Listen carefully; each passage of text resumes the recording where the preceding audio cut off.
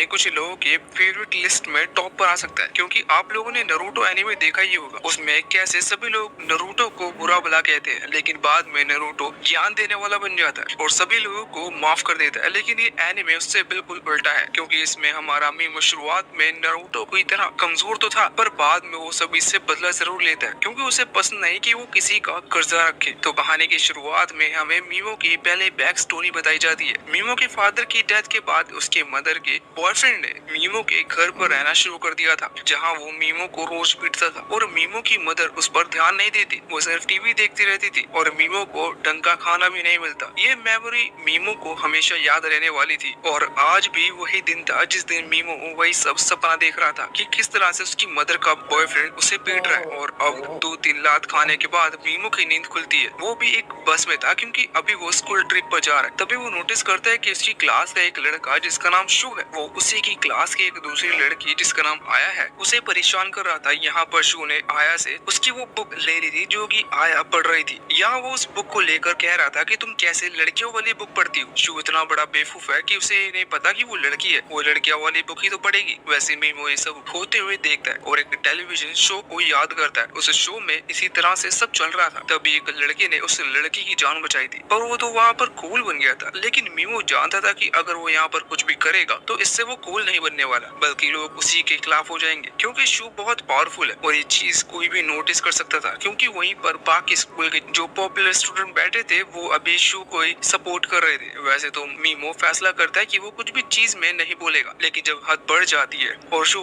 जबरदस्ती आया से उसका फोन नंबर मांगने लगता है तो मीमो खड़ा हो जाता है। वो यहाँ शू की आंखों में देखता है, वो यहाँ शू की आंखों में देखते हुए उसे समझाता है कि अगर उसने फिर से ऐसी कोई गलती करने की कोशिश की तो ठीक नहीं होगा। इस चीज पर शू कहने लगता है कि आखिर अब तुम्हें क्या हो गया, तुम अपनी जगह पर बैठ जाओ, तुमसे कोई नहीं बोल रहा। पर तभी उस पूरे स्कूल का सबसे पॉपुलर स्टूडेंट कीरी यहाँ शू को बैठ जाने को कहता है। अब कीरी के सामने कोई कुछ बोल सकता था क्या, इसलिए शू चुपचाप वहाँ अपनी जगह पर बैठ जाता है और अब एक दूसरे लड़के चियासो को परेशान करने लगता है। वैसे अभी यहाँ मीमो सोच रहा था कि आखिर उसने आया की मदद क्यों की और वो खुद को रोक क्यों नहीं पाया, लेकिन अब इतने में ही अचानक से उनकी बस पर कुछ मैजिक का यूज किया जाता है और वहाँ के सारे स्टूडेंट टेलीपोर्ट होकर एक दूसरे वर्ल्ड में पहुंच जाते हैं। यहाँ सभी बच्चे अपने आप को एक अलग जगह पर पाकर बहुत ही ज्यादा हैरान थे और घबरा भी गए थे। ये जगह बहुत ही ज्यादा अजीब थी, लेकिन अब तभी उनके सामने इस वर्ल्ड की गॉड विकी यहाँ पर आती है। वो सबसे पहले इन्हें बताती कि वो यहाँ की गॉडेस है और इन लोगों को यहाँ डीमन लॉर्ड और उनकी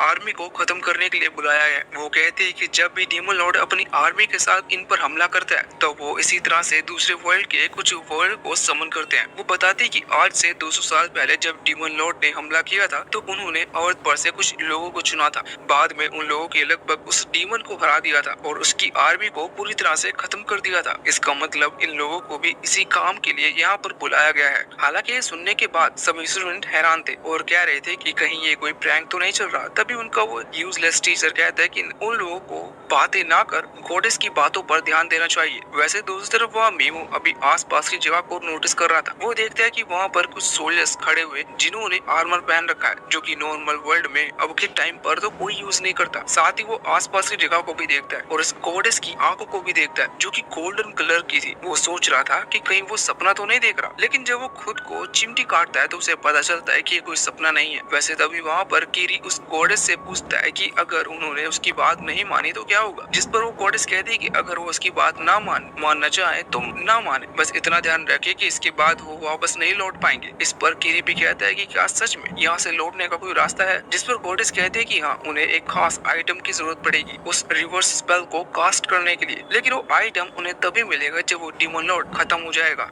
वैसे शो को इस बात पर बहुत गुस्सा आता है। वो चीखता है और कहता है कि हम तुम्हारी मदद बिल्कुल भी नहीं करेंगे, क्योंकि तुमने पहले तो हमसे परमिशन नहीं ली हमें इस वर्ल्ड में लाने से पहले, और अब ना जाने किससे लड़ने को कह रही हो। ये सुनकर गॉडेस तुरंत ही अपने घुटनों पर आ जाती है और कहती है कि इस चीज के लिए मैं तुमसे सभी से माफी मांगना चाहती हूँ, लेकिन यहाँ से अर्थ पर कम्युनिकेट करने का कोई रास्ता नहीं था। साथ ही वो रिक्वेस्ट करती है कि वो लोग उसकी मदद करें, वरना उनका पूरा किंगडम डिस्ट्रॉय हो जाएगा। अभी सुनकर आया कहने लगती है वो मदद तो कर देंगे, लेकिन उनके पास कोई पावर्स नहीं है, वो सिर्फ मामूली ह्यूमंस है। लेकिन गॉडेस कहने लगती है कि नहीं, इस वर्ल्ड में आने के बाद उनके पास पावर्स आ चुकी है। हालांकि किसी को भी अपनी बॉडी में कोई अलग चेंज महसूस नहीं हो रहा था, इस वजह से वो अभी नहीं मानते। और साथ ही शू तो चिल्ला भी रहा था कि ये सब झूठ है, लेकिन गॉडेस फैसला करती है कि वो उन्हें इस पावर का एक नमूना दिखाएगी। वो तुरंत ही वॉर से पकड़ा हुआ एक मुजरिम वहाँ पर बुलाती है और दूसरी तरफ एक डीमन डॉग को बुलाती है। वैसे इसके बाद वो उस डीमन डॉग को आजाद करवा देती है और वो डीमन डॉग उस प्रिजनर को मार कर खा जाता है। ये देखकर सभी लोग डर गए थे, जिसके बाद में गॉडेस अपनी पावर से उस डीमन डॉग को भी ब्लास्ट कर देती है, जो देखकर वो लोग और ज्यादा डर जाते हैं। वैसे नॉर्मल चीज ये गॉडेस ने उन्हें मैजिक पावर का यूज करने के लिए दिखाई थी और साथ ही थोड़ा सा डराने के लिए भी दिखाया था कि उसके पास कितनी पावर है। वैसे इसके बाद वो अपने गार्ड से वहाँ पर एक मैजिक क्रिस्टल बॉल मंगवाती है और कहती है कि उन सभी को इस पर हाथ रखकर अपने मैजिक के लेवल को टेस्ट करना है कि उसके पास कितनी पावर है। सभी स्टूडेंट आगे बढ़ना स्टार्ट करते हैं और उस पर हाथ रखते हैं, जिसके बाद वो क्रिस्टल बॉल अलग अलग रंग में ग्लो करते हुए जा रही थी। हम देखते हैं कि अब शो की बारी आती है। जब वो हाथ रखता है तो वो बॉल रेड कलर में ग्लो करती है। इससे वो गॉडेस खुश हो चुकी थी। वो बताती है कि उसे रैंक स्किल्स मिली है, मतलब मैजिक की लगभग अलग रैंक होती है और उसकी रैंक अच्छी खासी हायर है, इतना हायर कि उसे अच्छे मैजिशियन में काउंट किया जा सकता है। वैसे उसके बाद अब कीरी की बारी आती है। जब वो उस पर हाथ रखता है तो वो बॉल गोल्डन कलर में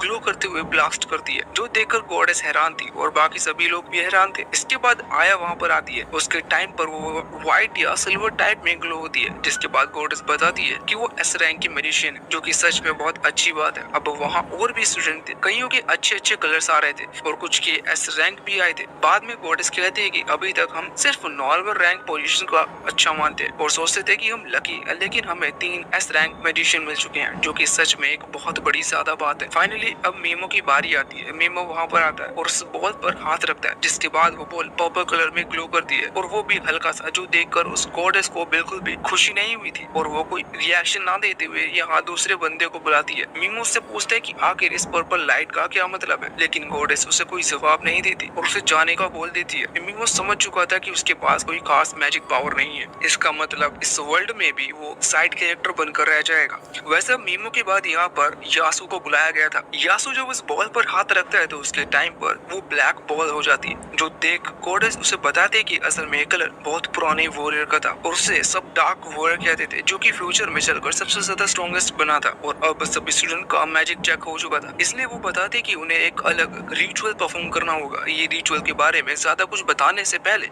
वो यहाँ मीमो को आगे बुलाते हैं। मीमो खुशी खुशी आगे आता है। उसे लग रहा था कि शायद उसकी मैजिक पावर सच में किसी काम की है, लेकिन उसे वहाँ गॉडेस धक्का देकर नीचे उतार दे, जहाँ नीचे फॉर्मेशन बना हुआ था। वो कहती है कि जो भी मैजिशियन यहाँ आकर ई रैंक पर आते हैं उन्हें वो लोग खत्म कर देते हैं, क्योंकि बाद में वो चलकर बाकी मैजिशियंस को प्रॉब्लम क्रिएट करते हैं और मीमो भी ई रैंक पर है, इसलिए उसे भी वो लोग खत्म करने वाले हैं। लेकिन अब जब उन्हें 3 एस रैंक मैजिशियन मिल चुके हैं और बाकी भी स्ट्रॉन्ग है, इसलिए वो मीमो को चांस दे रहे हैं और उसे खत्म नहीं कर रहे। वो बस उसे डेंजन वाले इलाके में भेज रहे हैं, जहाँ पर वो सभी पावरफुल और खतरनाक मोन्स्टर और खूंखार भागे हुए कैदियों को भेजते हैं। वो इनडायरेक्टली मीमो को मौत से भी बुरी सजा सुना रही थी। वैसे वो कहते हैं कि अगर तुम उस जगह से बचकर निकल आए तो तुम फेयरली अपनी जिंदगी को जी सकते हो, बाकी हम कुछ नहीं जानते। मीमो उनसे कहता है कि देखो मुझे वहाँ भेजने की जरूरत नहीं, मैं यहीं रहकर खुद को स्ट्रॉन्ग बनाऊंगा। लेकिन गॉडेस नहीं सुनती और तभी कीरी कहने लगता है कि तुम सिर्फ हमारा टाइम वेस्ट कर रहे हो, इसलिए तुम्हें यहाँ से चुपचाप चले जाना चाहिए। तभी इस बात से बाकी सारे स्टूडेंट भी अग्री कर रहे थे, जो सुनकर मीमो अपने घुटनों के बल आ जाता है और यहाँ उसने अपनी सारी होप भी खो दी थी। पर तभी वो लड़का यासु, जिसे डार्क मैजिक की पावर मिली है, वो वहाँ नीचे आता है मीमो के पास। मीमो याद करता है कि उसने यासु की मदद की थी, लेकिन यासु वो सब भूल चुका है। वो सिर्फ यहाँ से कहने आया था कि तुम्हें अपने सुपीरियर यानी कि अपने से हाई पोजीशन वाले लोगों को इज्जत देकर बात करनी चाहिए। मीमो समझ गया था कि यहाँ पर कोई उसको सपोर्ट नहीं करने वाला और कोई उसका साथ नहीं देगा। वो खड़ा हो जाता है। वैसे तभी गॉडेस उस फॉर्मेशन को एक्टिवेट करने लगती है, जिस दौरान आया चिल्लाती है और कहती है कि ये सब गलत हो रहा है, हम चाहें तो इसको रोक सकते हैं, लेकिन उसकी कोई नहीं सुनता। और तभी मीमो फ्रस्ट्रेशन में आकर अपना हाथ आगे करता है। वो गॉडेस की तरफ यहाँ पैरालाइज मैजिक का इस्तेमाल कर रहा था, जो कि उसे ई रैंक में होने की वजह से मिला है, लेकिन इस मैजिक स्पेल की एनर्जी इतनी कम थी कि गॉडेस उसे आराम से डिस्ट्रॉय कर देती है। तभी कीरी वहाँ हवा में अपनी पावर से एक स्पेल यूज करता है और इसके बाद वहाँ हवा में एक धमाका होता है। कीरी कहता है कि मैं बस अपनी पावर को थोड़ा सा नमूना देख रहा था, क्योंकि मुझे लगा कि मेरी पावर कहीं मीमो जैसी तो कमजोर नहीं। यहाँ पर वो सिर्फ मीमो का मजाक उड़ा रहे थे। मीमो ने आज बहुत झेला था, आज बहुत कुछ झेला था, इसलिए वो उदास हो चुका था। वैसे तो लड़के शायद कभी रोते होंगे, लेकिन उसकी आंखों में आंसू थे। साथ ही यहाँ पर वो अपनी पुरानी मेमोरीज को याद करते हुए भी उदास था।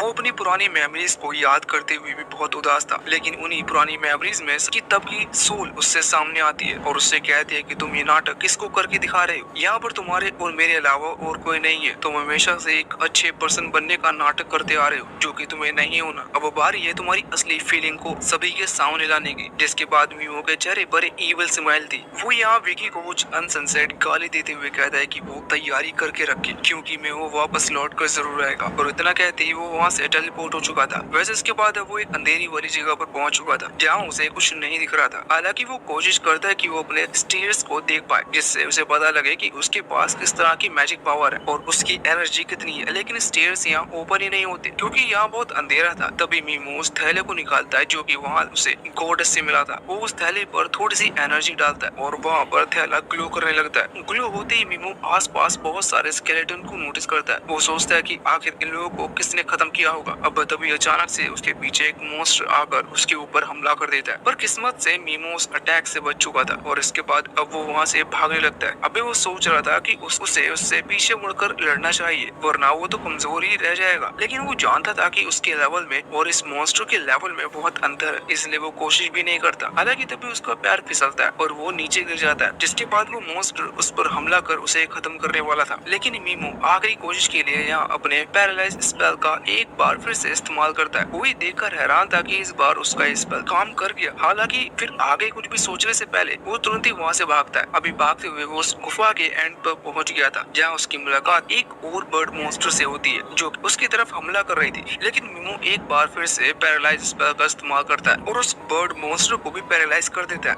मीमो सोच रहा था कि ये कैसे हो सकता है क्योंकि गॉड इस पर तो इस स्पेल का इस्तेमाल ही नहीं हुआ, लेकिन वो सोचता है कि शायद वो लकी है, पर वो थक चुका था इसलिए अब वो यहाँ अपने स्टेटस को बाहर निकालता है। उसके स्टेटस में उसे पता चलता है कि उसके पास बिल्कुल भी एमपी नहीं बची है। एमपी का फुल फॉर्म मध्य प्रदेश नहीं है बल्कि इसका मतलब शायद माना पोटेंशियल है। वैसे अब स्टेटस में वो दूसरी पावर्स को भी नोटिस करता है, जैसे उसके पास पॉइजन पावर थी, वो उसका इस्तेमाल करने का सोचता है और कर ही देता है। और शॉकिंगली इस स्पेल का यूज भी उस मॉन्स्टर के ऊपर हो चुका था। इसकी वजह से वो मॉन्स्टर धीरे धीरे ब्लैक पड़ता है और फिर उसकी बॉडी से ब्लड निकलने लगता है। इसके बाद वो वहीं मारा गया था। मीमो सोच रहा था कि उसके स्पेल इन मॉन्स्टर्स पर इतनी अच्छी तरह से काम कैसे कर रहे हैं, लेकिन तभी वहाँ पर वो दूसरा मॉन्स्टर आ जाता है। उसने खुद को पैराडाइज स्पेल में से आजाद कर लिया था। वो यहाँ पर मीमो पर हमला करने वाला था। वैसे तो नॉर्मल मीमो से देखकर डरता है, लेकिन अभी उसके अंदर इतनी हेटेड बढ़ चुकी थी कि वो डरता नहीं है। साथ ही वो फिर से इविल स्माइल करते हुए अपने हाथ को आगे करता है और कहता है कि मैं तुम्हें खत्म कर दूंगा। और अब इतना कहते हुए वो फिर से अपनी पावर का इस्तेमाल करने वाला था, लेकिन अब उसके पास माना यानी कि जो एनर्जी उसके स्टेटस से उसे मिली है वो नहीं बची थी, इसीलिए अब वो उसका इस्तेमाल नहीं कर सकता।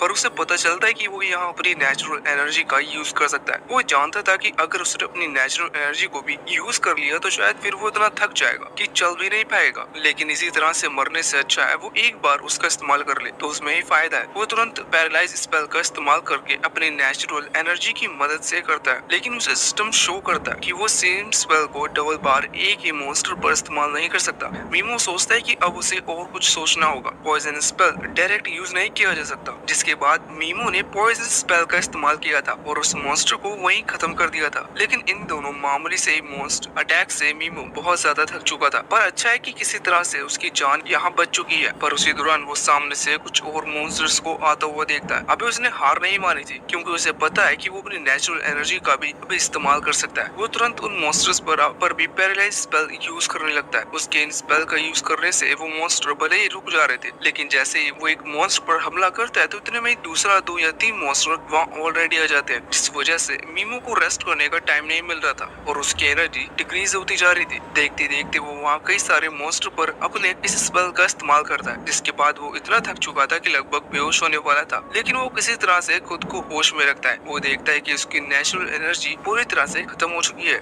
लेकिन अभी भी वहाँ पर बहुत सारे मॉन्स्टर्स थे। इसी वजह से वो फिर से अपना हाथ आगे करता है और बिना एनर्जी के ही वो सेम पैरालाइज स्पेल का यूज करने की कोशिश करता है। नॉर्मल सी बात थी कि उसके पास अगर एनर्जी नहीं है तो उसका अटैक काम नहीं करेगा। इस वजह से उसने खुद ने ही होप खो दी थी। वो बस चेक करने के लिए हमला कर रहा था, लेकिन शॉकिंगली उसका अटैक काम कर जाता है। वैसे यहाँ कोई अनफेयर बात नहीं थी। मीमो का लेवल असल में लेवल 1 से सीधा 258 पर पहुंच चुका है। ये कोई अनफेयर बात नहीं थी क्योंकि इसका रीजन ये है कि मीमो ने जिन मॉन्स्टर्स को शुरुआत में पैरालाइज किया और उनके ऊपर पॉइजन स्पेल का इस्तेमाल किया, वो तब नहीं मरे थे। उनकी बॉडी में सिर्फ पॉइजन फैला था और उस दौरान वो पैरालाइज थे, लेकिन धीरे धीरे अब वो मर रहे हैं और वो मॉन्स्टर कोई मामूली मॉन्स्टर नहीं है। भले ही मीमो के लिए उन्हें खत्म करना आसान था, लेकिन नॉर्मल अगर कोई भी यहाँ पहुँचता है तो वो यहाँ सर्वाइव नहीं कर पाता। इस चीज का रीजन हमें आगे पता चलेगा। तो इतने सारे मॉन्स्टर्स को मारने के बाद मीमो को जो एक्सपीरियंस पॉइंट्स मिले थे वो बहुत ही ज्यादा मात्रा में मिले, जिसकी वजह से उसके एक साथ लेवल बहुत ज्यादा बढ़ चुका था और साथ ही उसे एक्स्ट्रा एनर्जी भी मिल चुकी थी, क्योंकि अब एनर्जी कैपेसिटी भी उसकी बढ़ चुकी है। वो तुरंत ही यहाँ उन मॉन्स्टर्स पर हमला करना शुरू कर देता है। इस बीच उसे पता चलता है कि अब उसका पैरालाइज स्पेल लेवल 2 पर पहुंच चुका है। अभी पहले जो लेवल बढ़ा था वो मीमो का खुद का लेवल था और यहाँ उसके स्पेल का लेवल बढ़ रहा है। लेवल बढ़ने की वजह से मीमो इस वक्त एक से ज्यादा मॉन्स्टर को एक ही बार में टारगेट कर सकता है। हालांकि उन्हें टारगेट करते वक्त मीमो को ये चीज पता चलती है कि उसके स्पेल की एक लिमिट भी है, जैसे वो पीछे किसी मॉन्स्टर पर हमला नहीं कर सकता। साथ ही एक दूरी है जहाँ तक उसके स्पेल जा सकते हैं, उससे अगर उसे हमला करना है तो उसे आगे बढ़कर हमला करना होगा। वैसे अभी उसे मजा आ रहा था, इसलिए वो तुरंत ही ज्यादा से ज्यादा जितना हो सके उतने मॉन्स्टर्स पर अपने पैरालाइज स्पेल का यूज करता है और इसके बाद पॉइजन स्पेल से उन्हें खत्म करने लगता है। हालांकि इसी दौरान उसके इस पॉइजन स्पेल का भी लेवल बढ़ गया था और वो भी लेवल 2 पर पहुंच चुका था। वो देखता है कि लगभग उसने यहाँ के सारे मॉन्स्टर्स को बहुत ही जल्दी खत्म कर दिया है। हालांकि अभी तक वो पूरी तरह से मरे नहीं है, लेकिन कुछ ही देर में वो मारे जाएंगे। अभी मीमो सोच रहा था कि इस गुफा में उसकी जिंदा बचने के सक्सेस रेट बहुत ज्यादा बढ़ चुके हैं, लेकिन फिर भी यहाँ सरवाइव करने के लिए सबसे ज्यादा इम्पोर्टेंट चीज है उसकी एनर्जी, जो कि उसे बचानी होगी। वो अपने स्टेटस को ओपन करता है, उसे पता चलता है कि उसके पास 8,500 कैपेसिटी हो चुकी है एनर्जी स्टोर करने की। वो इस चीज से खुश था और उसके पास अभी बहुत ज्यादा एनर्जी भी है, फिर भी वो बैठ जाता है। वो सोचता है कि उसके अपनी एनर्जी को लगभग हमेशा फुल कर रखना होगा, जिससे अगर पावरफुल मॉन्स्टर आते हैं तो वो उनसे लड़ सके, क्योंकि उसे नहीं लगता कि लेवल 2 जितने मामूली स्पेल से वो पावरफुल मॉन्स्टर्स को रोक पाएगा। अब वो उतने रेडियस में आता है जहाँ से वो अपने स्पेल को यूज कर सकता है, लेकिन जैसे वो अपने स्पेल को एक्टिवेट करने वाला था तभी उस स्टैचू में से एक बीम निकलकर मीमो के हाथ पर लगती है और उसका हाथ इंजर्ड हो जाता है। वो हैरान था और अभी वो कुछ देर के लिए छिप गया था। वो जानता था कि ये पावर उसे इसलिए हिट की है क्योंकि उसने एक स्पेल यूज करने की कोशिश की बिना स्पेल यूज करे। यहाँ से निकल पाना नामुमकिन है और उसे स्पेल करने के लिए कुछ टाइम चाहिए, क्योंकि उसे पूरा स्पेल बोलना पड़ता है। वैसे अगर वो कुछ ही देर से इस स्पेल का इस्तेमाल कर पाता तो शायद वो बच सकता था, लेकिन उसके लेवल के हिसाब से वो इससे ज्यादा दूर नहीं जा सकता, वरना स्पेल वहाँ तक नहीं पहुँच पाएगा। वो मन में कहता है कि क्या आप फिर से उसे वापस लौट कर और मॉन्स्टर खत्म कर अपने लेवल को और ज्यादा बढ़ाना चाहिए, पर फिर अगले ही पल उसके मन में ये भी आता है कि इससे कोई फायदा नहीं। अगर वो अपने स्पेल का यूज ही नहीं कर पाया तो वो कितना भी लेवल क्यों ना बढ़ा ले, लेकिन इससे कुछ नहीं होगा। अब तभी वो नोटिस करता है वो कि सोल लीडर का वो स्टैचू मूव कर रहा है। वो अभी सोच रहा था कि इस वजह से कोई यहाँ से नहीं निकल पाया, इसका मतलब इसे खत्म कर यहाँ से निकला जा सकता है। वैसे इसके बाद तभी सीन चेंज होता है और वो जिस जगह के अंदर कैद है उस जगह के बाहर का सीन आता है। यहाँ हम एक लड़की को भागता हुआ इसी जगह पर आता हुआ देखते हैं। वो अभी किसी से डर कर भाग रही थी, शायद कोई उसका पीछा कर रहा है। वैसे वो फैसला करते है कि वो कहीं छिपेगी जब तक कि जो उसका पीछा कर रहा है वो यहाँ से निकल ना जाए। अब तभी वापस से सीन यहाँ मीमो के पास आता है। हम देखते हैं कि अभी वो जो सोल लीडर का स्टैचू मूव कर रहा था वो यहाँ बाहर आता है और बाहर आकर अपने मुंह से कुछ अजीब सी चीज निकालने लगता है। उसने मीमो को देख लिया था, लेकिन वो मीमो पर हमला नहीं कर रहा था। वैसे उसके मुंह से निकलने वाली वो अजीब सी चीज कुछ ह्यूमन मॉन्स्टर्स में बदल जाती है। मीमो जानता था कि ये मॉन्स्टर्स हैं, लेकिन ये ह्यूमंस की तरह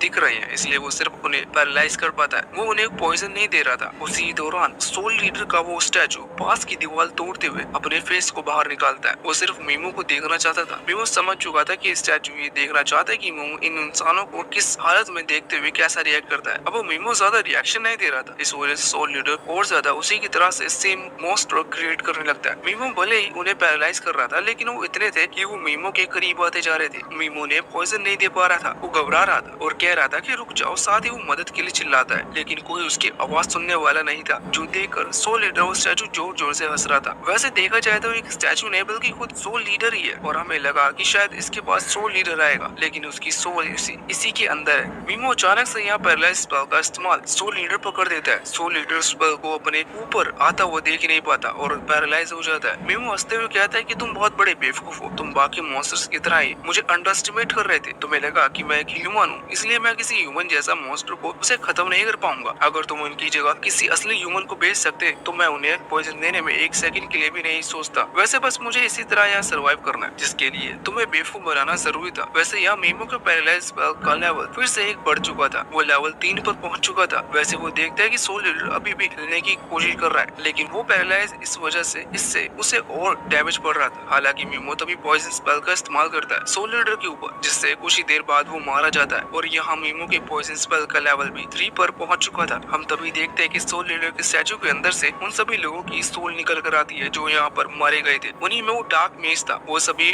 मीमो को थैंक्स कहते हैं और डार्क मेज यहाँ मीमो इस पर हाँ कर देता है और डार्क मेज यहाँ मीमो से कहता है कि वो गॉडेस से उनको बदला ले। मीमो इस पर हाँ कर देता है और अब गेट के बाहर निकलने के बाद मीमो इस जगह को शुक्रिया कहता है क्योंकि यहाँ से उसे बहुत कुछ सीखने को मिला। इसके बाद यहाँ से सीन चेंज होता है और हम उन सभी स्टूडेंट के पास आते हैं जो कि मीमो के साथ यहाँ टेलीपोर्ट हुए थे। वो सभी अभी जंगल आए हुए जिससे कि मॉन्स्टर को खत्म कर वो लोग अपना लेवल बढ़ा सके। इसी बीच हम कीरी को देखते हैं। ये वही स्कूल का फेमस लड़का है। वैसे इसका पूरा नाम कीरीहारा है। यहाँ ये भी मॉन्स्टर हंट पर आया था। इसके पास बहुत ज्यादा पावर है और बाकियों के मुकाबले ये ज्यादा तेजी से लेवल बढ़ा रहा है। ये ऑलरेडी लेवल 18 पर पहुंच चुका है। उसी बीच हम वहाँ यासो को भी देखते हैं। वो अभी इही के साथ मॉन्स्टर हंट कर रहा था। वैसे तो वो अपना लेवल बढ़ाकर खुश है, लेकिन उसकी गलती खुशी उन मॉन्स्टर को तड़पा कर मारने में है क्योंकि अब उसे अपनी फीलिंग्स छुपानी नहीं पड़ रही है। वैसे जिस तरह से स्टूडेंट दूसरे को खत्म करने में इतना ज्यादा एक्साइटेड लग रहे हैं, इन्हीं की तरह कुछ ऐसे स्टूडेंट भी हैं जो कि अभी डरे हुए हैं और उन्हीं में से एक कोबाटो भी डर रही है क्योंकि वो उन मॉन्स्टर को मारना नहीं चाहती थी। उसे सिस्टम की तरफ से डी रैंक मिली है जो कि देखा जाए तो नॉर्मली ठीक भी है और ज्यादा अच्छी भी नहीं है। तभी उसके पास असागी नाम की एक दूसरी लड़की आती है। वो कहती है कि तुम किसी मॉन्स्टर को क्यों नहीं मार रही। अब कोबाटो बताती है कि उसे ये चीज पसंद नहीं। वो चाहती है कि जल्द से जल्द ये सब चीजें खत्म हो और वो यहाँ से लौट सके। हालांकि असागी कहने लगती है कि तुम्हें इन्हें खत्म करना होगा वरना तुम्हारा लेवल नहीं बढ़ेगा। हमें यहाँ सिर्फ लेवल बढ़ाने के लिए भेजा गया है और अगर